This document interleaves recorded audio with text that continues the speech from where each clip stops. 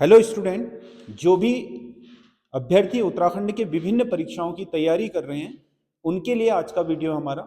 जिन्होंने आपके उत्तराखंड की तैयारी शुरू कर रखी है या जिन्होंने पढ़ते हुए समय हो गया है, उन लोगों के लिए, खासकर जो यूके ट्रिपल एससी के आगामी परीक्षाओं को आपके अटेम्प्ट करने जा रहे हैं, उनके लिए मैं सबसे पहले उनको सलाह देना चाहूँगा कि वो सबसे ज़्यादा जो इस परीक्षा को लेकर के सबसे ज़्यादा फोकस है वो उत्तराखंड के आपके जो यूके का जो सिलेबस है उस पे करें, क्योंकि 40 नंबर का वेटेज है, 100 में से 40 नंबर का वो है। बाकी और चीजें आपके मिक्स हैं, कोई 7 नंबर की, कोई 10 नंबर की, कोई 12 नंबर की, कोई 5 नंबर की, हिंदी आपका 20 की है, तो उसमें भी बहुत विविधता है। लेकिन उत्तराखंड का जो है वो 40 नंबर का है। अगर आप लोग इस 40 नंबर में से 32, 30, 32, 35 तक ले आते हैं तो इसमें आप ये सोच लो कि आपकी आधी से अधिक लड़ाई आप जीत जाते हैं पूरे उत्तराखंड के किसी भी एग्जाम की, यहां तक कि जो पीसीएस का एग्जाम देने वाले लोग हैं उनके लिए भी, क्योंकि ये उत्तराखंड आपका बहुत इंपॉर्टेंट है। और इसमें आपके जो टॉपिक हैं उन टॉपिकों को अगर आप सही तरीके से क्लियर कर लेंगे तो आपके लिए ये लड़ाई लड़नी बहुत आसान हो जाएगी। मैं आपको किसी को भी जो आपके उत्तराखंड के विभिन्न परीक्षाओं की तैयारी कर रहे हैं उनको ये सजेशन देना चाहूंगा कि सबसे पहले उत्तराखंड पढ़ाई करने के दौरान उत्तराखंड में आप उत्तराखंड वाली यूनिट को पूरी क्लियर कर लें। उसके लिए आपको जितने भी सिलेबस में टॉपिक दिए हैं उनको एक एक करके पढ़ें और प्रैक्टिस करें उनकी। पीछे के जो पेपर हैं, यूके ट्रिपल एससी ने जो 3-4 पेपर नए पैटर्न पर कराए हैं उन पेपरों को देखें। और बाकी यूट्यूब पर जो मैं आपके ये जो टेस्ट सीरीज चला रहा हूं या हमारी ऐप पर जो टेस्ट सीरीज चलती है उसमें जाकर के देखें कि किस तरीके से वहां क्वेश्चन बनाए जा रहे हैं, तो उससे आपको पता चल जाएगा कि क्या पढ़ना है, कितना पढ़ना है, कितनी डेप्थ में जाना है। क्या पहले की तरह हम जो वन लाइन है उसे याद कर लें, उसमें रट्टा मार लें तो उससे हो जाएगा। तो अब की जो आपकी पैटर्न है पेपर की, उससे ये आपका सफल होता हुआ नहीं दिखाई दे रहा है। यदि आप लोग चाहते हैं कि उत्तराखंड में एक बेहतरीन पकड़ हो तो सबसे पहले आप उत्तराखंड को डेप्थ में पढ़ें और उसका सही तरीके से अध्ययन करके अपने हैंड राइटिंग में उनके नोट्स बनाएं और उसके बाद जाकर के कोई फैक्चुअल बुक पढ़ के अपनी जो पढ़ाई है उसको एग्जामाइन करें। और उसके बाद आप जो टेस्ट पेपर हैं उनको अटेम्प्ट करके देख करके अपने परफॉर्मेंस को चेक करें। तो इससे आपका जो पढ़ाई है वो कंप्लीट हो जाएगी और उसमें आप 35 नंबर के समकक्ष आप पहुंच गए। बहुत कठिन पेपर है 30 के बराबर और अच्छा पेपर है 35 के बराबर पहुंच गए और उत्तराखंड में इतने में पहुंच जाते हैं। जो सिलेक्शन लेने वाले अभ्यर्थी हैं उनसे पूछना 40 में से कितने आए हैं, वो 30 के प्लस में ही होंगे, तभी सिलेक्शन हो भी रहा है। अगर आप 30 पार नहीं कर पाते हैं, उत्तराखंड में ही मात खा जाते हैं, तो और जगहों पर थोड़ा सिलेबस को कवर करना बहुत कठिन है, क्योंकि जितना आपको उत्तराखंड पढ़ के 40 नंबर का आ रहा है उससे ज्यादा हिस्ट्री है, हिस्ट्री का सिलेबस है, भारत की जो इतिहास है उसका सिलेबस है जीएस में, मात्र 6 नंबर का आता है। उतना ही सिलेबस आपका ज्योग्राफी का है, भारत के और विश्व के भूगोल का, मात्र 6 नंबर का आता है। तो आप सोच सकते हो कि उत्तराखंड को कितना वेटेज है। अगर आप इसे सही तरीके से करोगे तो सफलता पा जाओगे इस एग्जाम में। तो उत्तराखंड सही तरीके से करना है। तो हमारा जो ये आज का पेपर है ये उत्तराखंड पर ही आधारित है और अधिकतर पेपर हम उत्तराखंड पर आधारित ही बना रहे हैं। और इनको करने के बाद आप लोग खुद ब खुद समझ सकते हैं और मिलान करिएगा जो आपका यूके ट्रिपल एससी पेपर बना रहा है तो किस तर्ज पर बना रहा है, तो आपको सेम दिखाई देगा इन पेपरों में।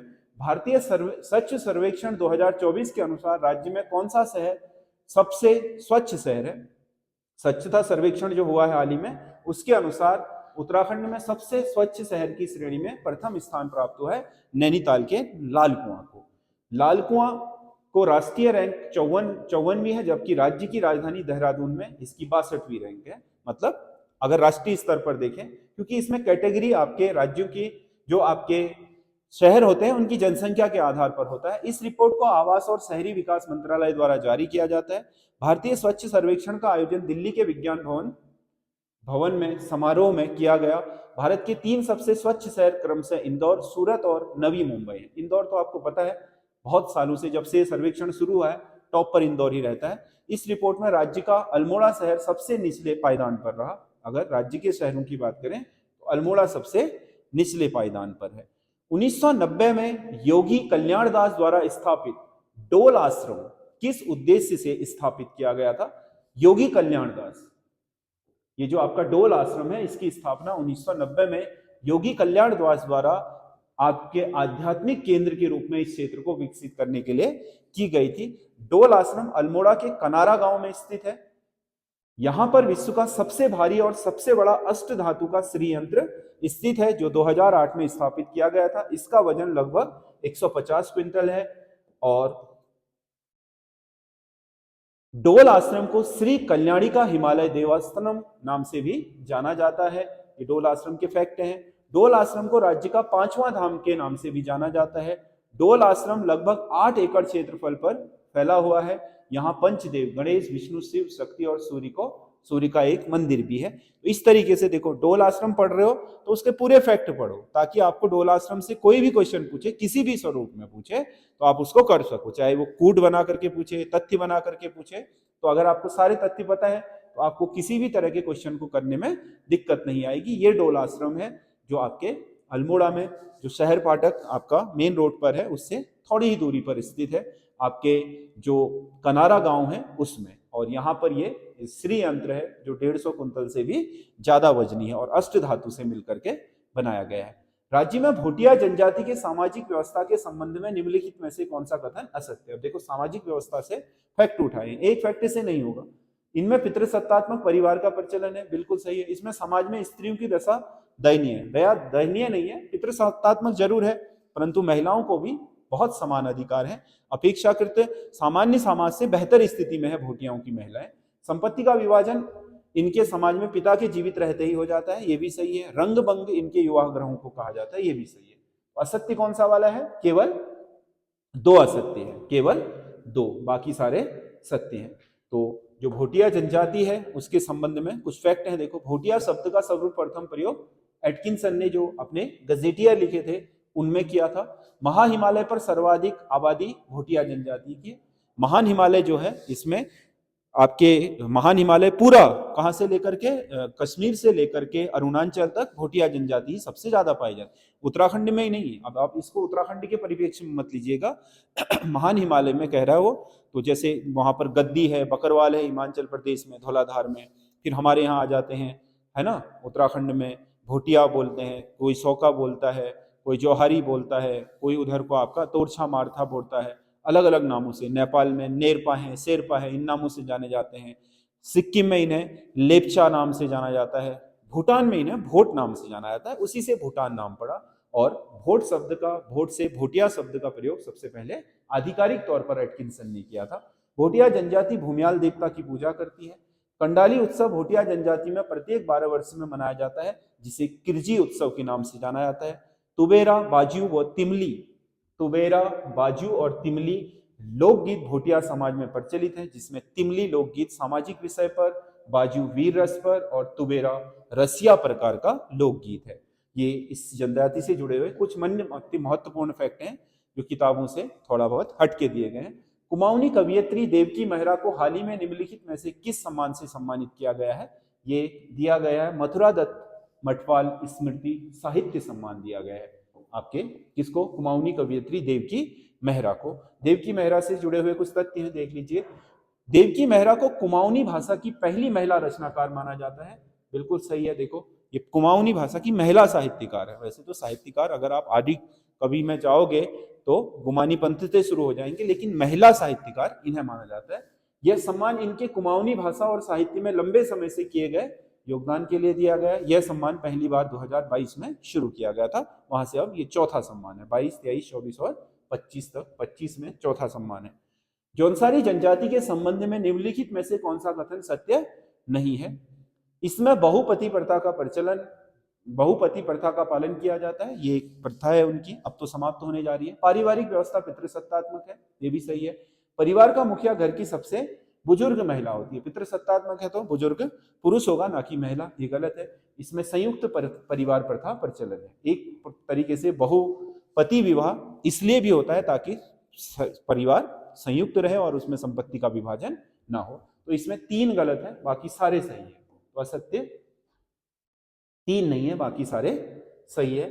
जौनसारी जनजाति के महत्वपूर्ण, जौनसार में भूत प्रेत भगाने के लिए जिस व्यक्ति पर देवता आता है उसे माली कहा जाता है। कुछ महत्वपूर्ण सामाजिक शब्दावली है जो पूछी जा रही है। इनके समाज में विवाह को जजोड़ा कहा जाता है। जौनसारी लोगों में विवाह के अवसर पर गाय को दहेज में देने की भी प्रथा प्रचलित है, गाय दान। अगला, भिरौली त्योहार जौनसार में संतान कल्याण के लिए मनाया जाता है। और नुणाई त्योहार भेड़ पालकों का त्योहार है। ये फैक्ट हैं इसके जुड़े हुए कुछ महत्वपूर्ण, जो कई बार आपको किताबों में नहीं मिलते। ऊंचाई के आधार पर राज्य में वनों के प्रतिशत को सूची 1 से सूची 2 को सुमेलित कर सही उत्तर का चयन कीजिए। ऊंचाई के आधार पर 500 मीटर से 1000 मीटर तक उत्तराखंड में वनों का परसेंट है 16.22।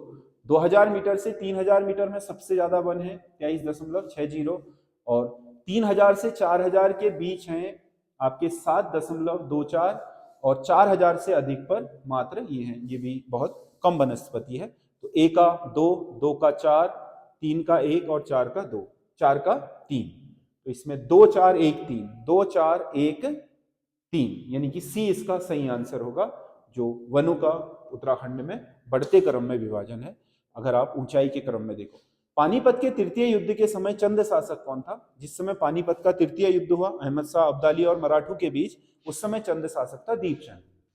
कौन था?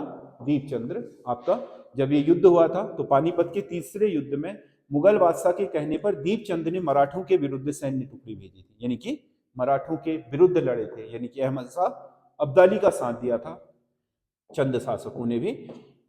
और अंतिम समय में दीपचंद के भाई मोहनचंद ने गद्दी पर अधिकार कर लिया और दीपचंद के बक्सी हर्षदेव जोशी को भी बंदी बना लिया। दीवान थे जो हर्षदेव जोशी। हर्षदेव जोशी से कैद से भाग जाने के बाद उन्होंने ही ललित शाह को कुमाऊं पर आक्रमण करने के लिए आमंत्रित किया और 1779 में बग्वाली पोखर के युद्ध में ललित शाह की सेना ने मोहनचंद को पराजित कर दिया। ये फैक्ट हैं दीपचंद से जुड़े हुए। पट्टी नामक इकाई का सृजन किस चंद शासक ने किया था? पट्टी, जो हमारे यहाँ एक भौगोलिक विभाजन, सामाजिक और भौगोलिक विभाजन का आधार है, भू राजस्व के आधार पर किया गया भूगोल का विभाजन, तो इसे बाज बहादुर चंद ने शुरू किया था। चंद शासक बाज बहादुर चंद से कुछ फैक्ट हैं, देख लीजिए। चरवाहे से राजा बनने वाला एकमात्र चंद शासक बाज बहादुर चंद था, जिसके पिता का नाम नीलो गोसाई था, यानी कि ये चंद परिवार से नहीं थे बल्कि एक चरवाहे के बेटे थे, वहीं से राजा बने थे। बाज बहादुर चंद ने तिब्बत पर अभियान करके हुणियों का दमन किया और मानसरोवर यात्रा को अपना संरक्षण प्रदान किया। हुणिये जो व्यापारी होते थे तिब्बत के, उनका वर्चस्व चलता था, उनका दमन किया। कुमाऊं में जजिया कर लगाने वाला एकमात्र चंद राजा था। कुमाऊं में जजिया कर लगा दिया। जजिया वैसे इस्लामिक लोगों द्वारा गैर इस्लामिक जनता पर लगाया जाता था। बाज बहादुर चंद के समय डोटी का शासक देवपाल था। मांगा कर बाज बहादुर चंद द्वारा ही लगाया गया था। मांगा पर जो सैन्य सहायता के लिए लिया जाता था वो भी इसी ने लगाया। उत्तराखंड के अधिकांश सूर्य मंदिर किस जाति के साक्ष्य हैं? शकों के। सूर्य पूजा किसकी विशेषता रही है? शकों की विशेषता रही है। शकों से संबंधित कुछ फैक्ट हैं, देख लीजिए। शक पश्चिमी एशिया से आई हुई पशुपालक जाति थी।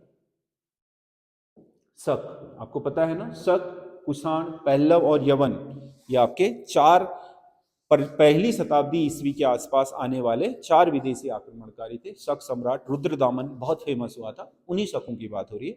उन्होंने वर्चस्व कायम किया था उत्तर भारत और पश्चिमी भारत में। इनकी पश्चिमी शाखा बहुत शक्तिशाली हो गई थी, जिसने रुद्रदामन ने शासन किया। बाकी अन्य जगहों पर थे, उत्तराखंड में भी आए थे।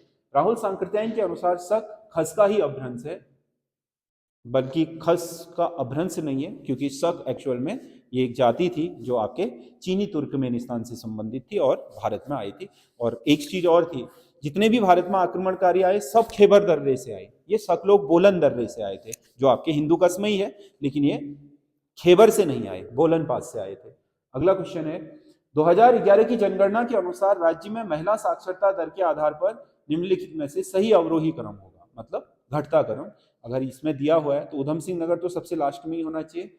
उधम सिंह नगर, रुद्रप्रयाग और पिथौरागढ़ दिए हैं, तो इसमें पिथौरागढ़ आगे है, फिर रुद्रप्रयाग है, फिर उधम सिंह नगर, तो बी सही होगा इसमें। इनमें सबसे ज्यादा पिथौरागढ़ की है, फिर रुद्रप्रयाग की, फिर उधम सिंह नगर की, दिए गए विकल्पों में ये सही होगा। अगला, निम्नलिखित में से कौन सा एक सही सुमेलित है? राज्य का सबसे बड़ा कैक्टस पार्क हल्द्वानी सही सुमेलित है पूछ रहा है। कैक्टस पार्क हल्द्वानी में नहीं है बल्कि देहरादून में है, तो ये गलत है।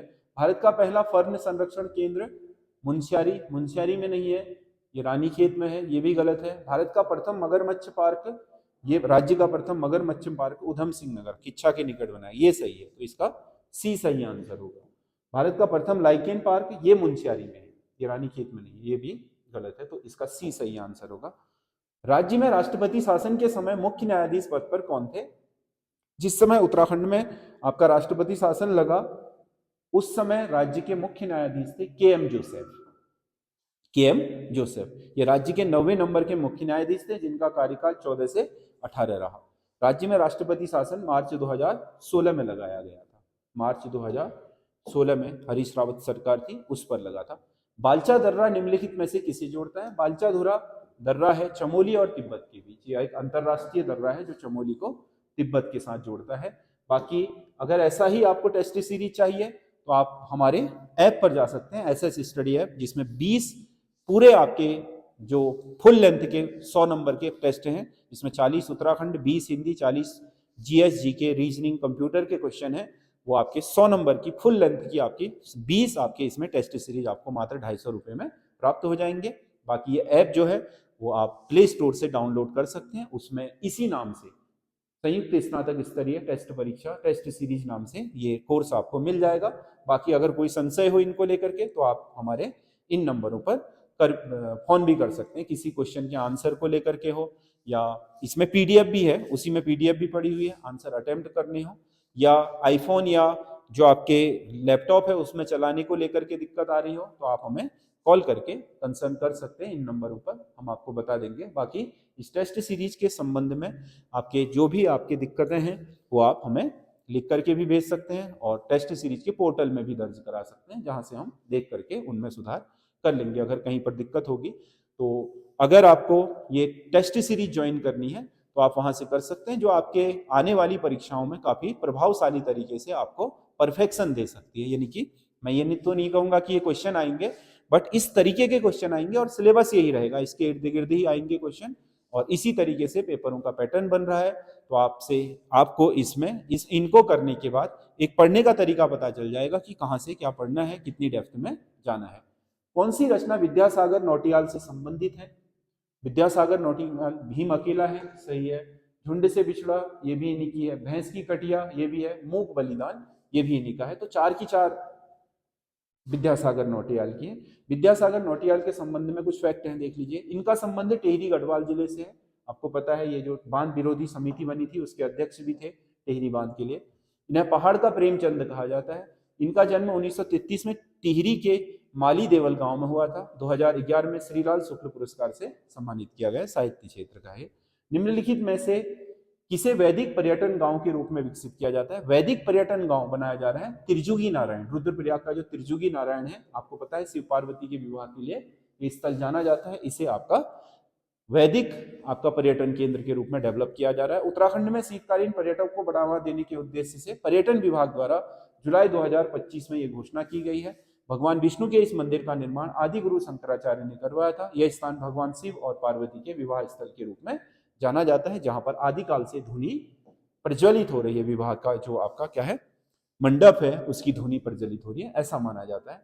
जाड़ भूटिया जनजाति बसंत पंचमी को लोहसर उत्सव के रूप में मनाती है। जो जाड़ों की भोटिया जनजाति है, भोटिया जनजाति में जो जाड़ हैं उत्तरकाशी में रहने वाले, वो लोहसर पर्व को मनाते हैं। ठीक है, लोहसर उत्सव फसल की बुआई के उपलक्ष्य में मनाया जाता है। ये गलत है, पहला सही है, ए सही है किंतु आर गलत है। तो जब सही नहीं है तो स्पष्टीकरण की तो बात ही नहीं आती। बसंत पंचमी वो नव वर्ष के तौर पर मनाते हैं इसको। इसमें तथ्य भी दिए हैं, देख लो जाड़ों के संबंध में। उत्तरकाशी के जाड़ अपने को जनक का वंशज मानते हैं और यह बौद्ध धर्म के अनुयायी हैं। जाड़ लोग उत्तरकाशी के जादुंग और नीलांग घाटी में निवास करते हैं। अगला आपको पता है उत्तराखंड के उसमें जादुंग घाटी है, नीलांग घाटी है, आपका नीति घाटी है, इधर आपका जौहार घाटी है ना, और ये जो आपका जौहार घाटी के जो लास्पा घाटी है, ये सब आपके कुमाऊं और गढ़वाल के उन क्षेत्र में है जो आपके ट्रांस हिमालय में जोड़ती है, मतलब बृहद हिमालय को पार करके ट्रांस हिमालय की तरफ जाती है। अगला, निम्नलिखित में से सही सुमेलित का चयन करें। ये कुछ नदियां हैं और उनकी क्या है, ये सहायक है। यमुना नदी की सहायक कमलगाड़ है, सही है। सोलानी नदी गंगा की सहायक है, हरिद्वार में मिलती है। कोसी की सुयाल है, सही है। काली नदी की रमलगाड़ है। तो इसमें ए का 3, बी का 1, सी का 2 और डी का 4। 3 1 2 4 इसका सही आंसर होगा। 3 1 2 4 यानी कि सी इसका सही आंसर है। सी। अगला क्वेश्चन है, निम्नलिखित में से सुमेलित कीजिए। ये पुराने कुछ नाम हैं, इधर नए नाम हैं। तो इसमें कालो डांडा लैंसडाउन को कहा जाता था, योगीश्वर जागेश्वर को कहा जाता था, पुनाड रुद्रप्रयाग को कहा जाता था और गौथला गोपेश्वर को। ए का 4, बी का 1, सी का 2, डी का 3। 4 1 2 3। इसका सही आंसर हो गया 4 1 2 3। 4 1 2 3 किस ऑप्शन में है? बी में। किस में है? बी में। अगला, राज्य विधानमंडल द्वारा मुख्यमंत्री के वेतन और भत्तों का निर्धारण संविधान के किस अनुच्छेद में वर्णित है? राज्य विधानमंडल करता है, मुख्यमंत्री का कोई वैसा वेतन नहीं होता है, वो विधायक की ही सैलरी लेता है, भत्ते वगैरह होते हैं उनके, तो उनका कोई वर्णन आपके किसी भी अनुच्छेद में नहीं है, किसी अनुच्छेद में वर्णित नहीं है। वेतन और भत्तों का प्रावधान इनके कहीं पर नहीं है, लेकिन राज्य विधानमंडल करेगा और जो केंद्रीय मंत्री परिषद है उसके जो मेंबर हैं उनका आपका संसद करेगी। इसमें चंद राजाओं तथा उनके समकालीन पवार शासकों को सूची 1 से सूची 2 से सुमेलित कीजिए। तो कुछ चंद राजा हैं, उनके समकालीन पवार शासक कौन थे ये मिलान करना है। रुद्रचंद के समय कौन था? बलभद्र शाह। बलभद्र शाह और रुद्रचंद के बीच युद्ध भी हुआ था। लक्ष्मी चंद मानसा, मानसा और लक्ष्मी चंद के समय 7 युद्ध हुए थे। मोहन चंद ललित शाह, ललित शाह के समय मोहन चंद ने क्या करा था? कुमाऊं पर कब्जा कर लिया था, फिर ललित शाह आकर के यहाँ पर नियंत्रण करा। कीर्तिचंद अजयपाल, अजयपाल को कीर्तिचंद ने एक बार हराया था और बाद में फिर जीत गया था। 1 का 2, 2 का 4, 3 का 1 और 4 का 3। 2 4 1 3। इसका सही आंसर है 2 4 1 3। 2 4 1 और 3। ये 20 क्वेश्चन है। देखो, इन क्वेश्चनों को पढ़ने के बाद, करने के बाद आपको सही मायनों में पता चलेगा कि कितने डेप्थ में जाने की जरूरत है। इसीलिए हमने फैक्ट वाइज इन सारी चीजों को लाना भी शुरू कर दिया है। तो आप हमारे जो वीडियो हैं इनके माध्यम से अपनी जो तैयारी है, इस तैयारी को कहीं ना कहीं आप अपना मूर्त रूप देने में ये आपके लिए काफी सहायक हो सकते हैं। और हमारी टेस्ट सीरीज भी, तो आप इन्हें ज्वाइन करिएगा और हमें कमेंट करके बताइएगा कि आपको ये टेस्ट सीरीज कैसी लग रही है। और अगर आपकी कोई ऐसी वो हो कि हाँ, जिसके संबंध में, आपके उत्तराखंड के संबंध में तैयारी कर रहे हो और कहीं पर कोई डाउट हो, तो आप उसके संबंध में भी हमें लिख सकते हैं कमेंट्स में। धन्यवाद।